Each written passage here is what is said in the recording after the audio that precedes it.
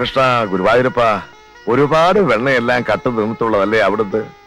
ഈ ശങ്കരൻ എന്തെങ്കിലും അറിയാതെ തെറ്റ് ചെയ്ത് പോയിട്ടുണ്ടെങ്കിൽ അവിടുന്ന് പൊറുക്കണേ.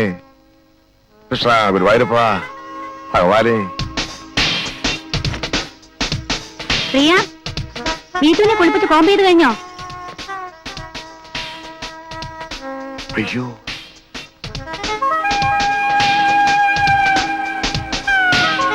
എന്താ മോളെ, നിനക്ക് എന്ത് പറ്റി? യോഗാസനം. ഇങ്ങനെ തലകുത്ത് നിൽക്കാൻ ഒരു യോഗം വേണം. സൂക്ഷിച്ച് പെടലി ഒടിഞ്ഞു പോവും. നിന്റെ തള്ള എന്തിയെ? അവളും ഇതുപോലെ പലയിടത്തും തലകുത്ത് നിൽക്കുന്നുണ്ടാവും. തലകുത്തി നിൽക്കുമ്പോ സംസാരിക്കാൻ പാടില്ലെന്ന് അച്ഛൻ അറിഞ്ഞൂടെ?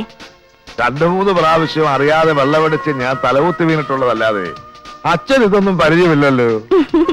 അമ്മയ്ക്ക് രാവിലെ 10 മണിക്ക് മംഗലാസനത്തിന്റെ മീറ്റിംഗ് ഉണ്ട്. ആ, അതിന് മണി 7 ആയുള്ളൂ. അപ്പ അവൾ ആ കണ്ണാടിയുടെ മുമ്പിൽ തന്നെ ഉണ്ടാവും.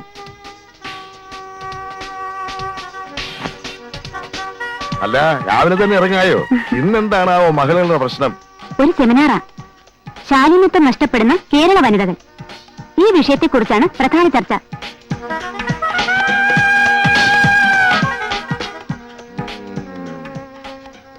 എന്താ നോക്കുന്നേ? ഏയ്, എന്റെ ഭാര്യയുടെ ശാരീരിക സൗന്ദര്യം ഞാനൊന്ന് ആസ്വദിച്ചതാലേ. പതുക്കെ, മോള് കേക്കും. വീട്ടു മമ്മി റെഡി, ഹറിയ. ആ, കേരള വനിതകളുടെ ശാരീരിക സൗന്ദര്യത്തിൽ പട്ടിക്ക് എന്താണാവോ പങ്ക്? ആ,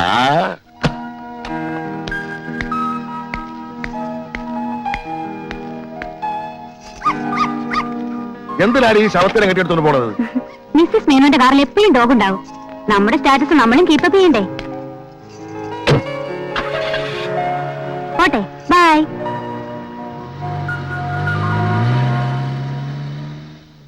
ആ, പട്ടി ജനിച്ച നക്ഷത്രത്തിലെ ഗുണം.